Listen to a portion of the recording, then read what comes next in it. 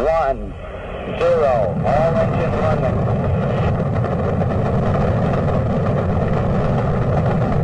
Liftoff, we have a liftoff, 32 minutes past the hour. Il y a près de 50 ans, le 21 juillet 1969, Neil Armstrong posait le pied sur la Lune. Ce qui était un petit pas pour l'homme reste toujours et encore un grand pas pour l'humanité.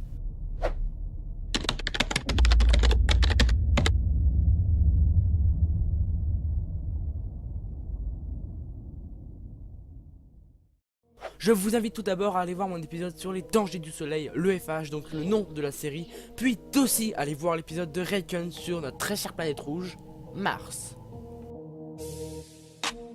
Mesdames et messieurs, bienvenue à bord, l'embarquement est maintenant terminé et nous allons bientôt décoller pour la Lune. Notre vol durera 72 heures et nous vous souhaitons un agréable voyage sur la compagnie Brian Need More Space Airlines. Le projet qui pourrait nous intéresser sur ce coup c'est BFR, créé par SpaceX.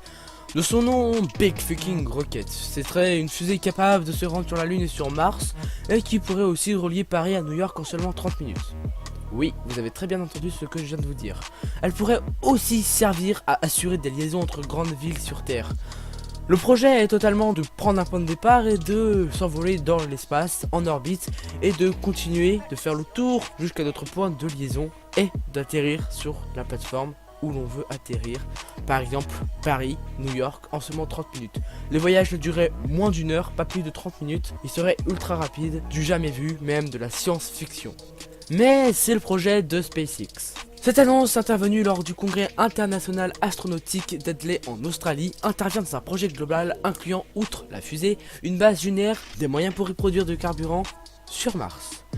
L'été dernier déjà, Elon Musk a équissé les grandes lignes de son projet pour coloniser la planète rouge. Je ne vais pas m'éterniser plus dessus, je vous renvoie sur la vidéo de mon copain Raycon qui en parle très bien. Nous allons nous contenter de notre petit satellite, la Lune.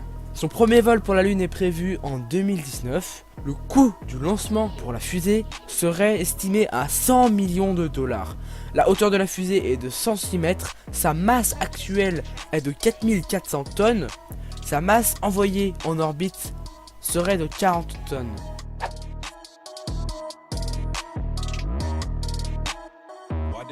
Le SLS ou le Space Launcher System est un lanceur spatial lourd américain développé par la NASA depuis 2011 et dont le premier vol est planifié en 2019.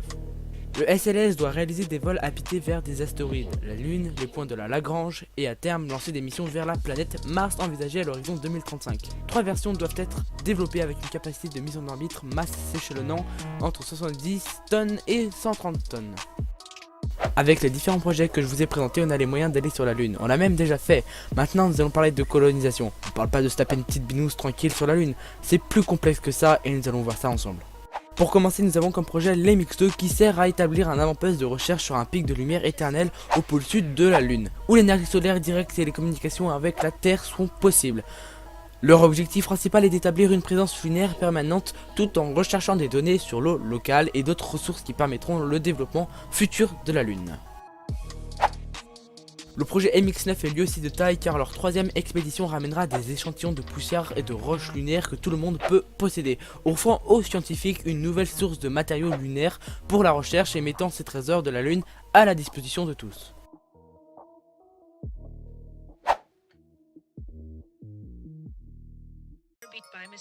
Un terme un peu plus compliqué maintenant, on va parler de coloniser la Lune.